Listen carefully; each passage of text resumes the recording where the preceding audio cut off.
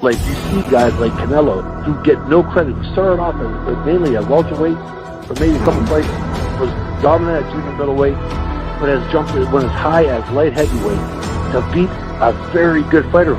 And he not only beat him, he stops him, knocks him out, and gets absolutely no credit.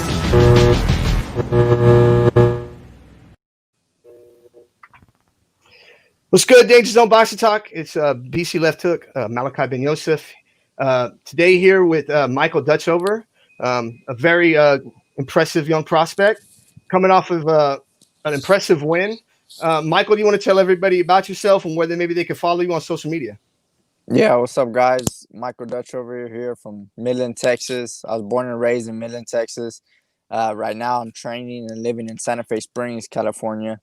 And you can follow me on Facebook, Micheal Dutchover, on Instagram and Twitter at mdutchoverbox. So that's me. Follow me up. Stick with me for the ride. On the ride to a world championship. Awesome. Now, in your last fight, you had fought Jorge Marron Jr. He was 18-1 at the time.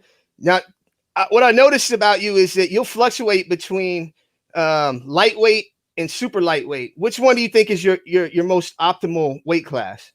Lightweight, 135. Yeah, this was, after the pandemic and all that, there's, a lot of catch weights. There's no need to, go all the way down to 35 if I'm not fighting for a belt or anything. So I just had a couple of free pounds, so I weighed in at 137, I make 135 easy, but, we fought at a catch weight at 138. And because Jorge Marron Jr., most of his fights were like 140. And, it was kind of, just my promoters, testing me, seeing if I can fight a big guy. He's a little bigger than me. And, I accepted the test and, we did it. Yeah, it was very impressive. Shout out to 321 Boxing and Thompson Boxing for putting that on. Really enjoyed that card. Really enjoyed it. I know they're coming back in September. If you found out when they're going to get you back in the ring? Yeah, I don't know. Yeah, I actually talked to my manager a couple of days ago, and we'll probably be back either September or October. So, I'm staying ready. I got to stay ready. That's what's up. Now, after the fight, you had an interview and you talked a little bit about how the controversial loss in your fight prior had motivated you for this fight. How did you use that to get you to where you wanted to be? Yeah, well, a lot of it because I suffered my first defeat in my hometown. So I was big. It was very controversial. I lost, in front of all of my family and friends, and that it got to me. But I did. What I like to say, and what I like to say about that is because I feel like motivation comes and goes, and so. But for this fight, I was very driven. I was driven, and because of the Matisse fight and everything, I was training so hard, every day. And even because I was training hard for my fight, I was supposed to have my comeback fight in March 14th, but it was canceled due to the pandemic. And, but I didn't let that get me down. I was still driven and I was training hard, waking up 6 in the morning, getting my runs in every day, every single day. My training was still, rigorous. It was very hard. We started sparring in the backyard of my coach's house, and that nothing was different. It was different, but the hard work wasn't. It was actually this camp than any other one. Okay, that's what's up. Now, I always like to find out what is it that got you into boxing. I started boxing. My first sport was football. Me being from Midland, Texas. Midland, Texas is big football town, and it was where Friday Night Lights was filmed. And the high school football scene is crazy over there. And I grew up playing football, and I was very good too. I was a running back. I was running back, receiver. I played defense, cornerback, safety. I played a whole bunch of different positions.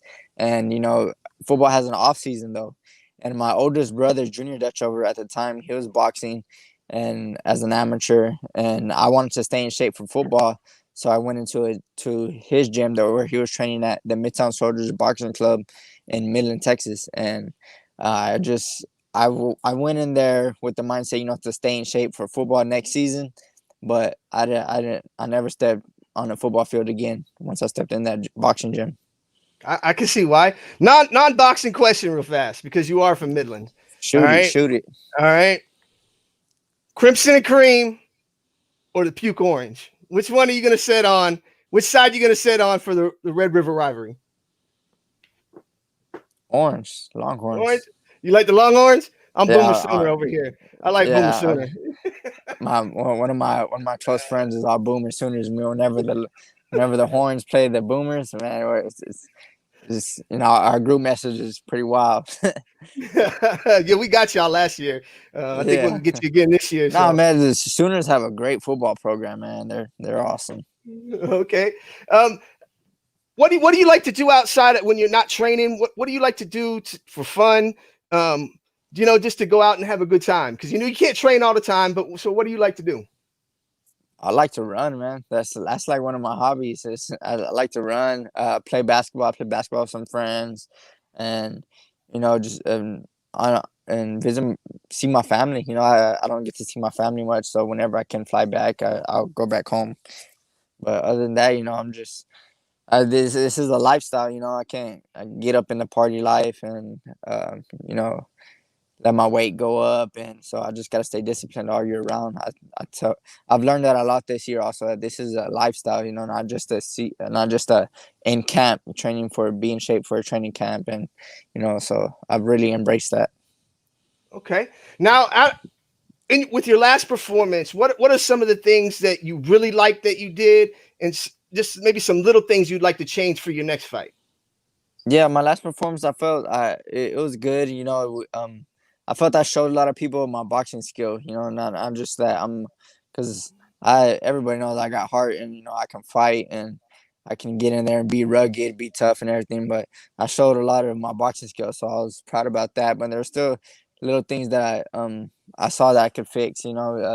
Keep applying more pressure. Smart pressure, and that's things that me and my coach will watch the fight and go over and see the things that we did wrong and can get better at. We can always get better. You can never stop learning. Absolutely, and I like that attitude. Now with your last win, Marron Jr. He was 18-1, so he had a pretty good record. What type of fighter would you like to fight next? Would you like to get you like a fringe contender to put you right in position to be a contender? Honestly, it doesn't matter to me.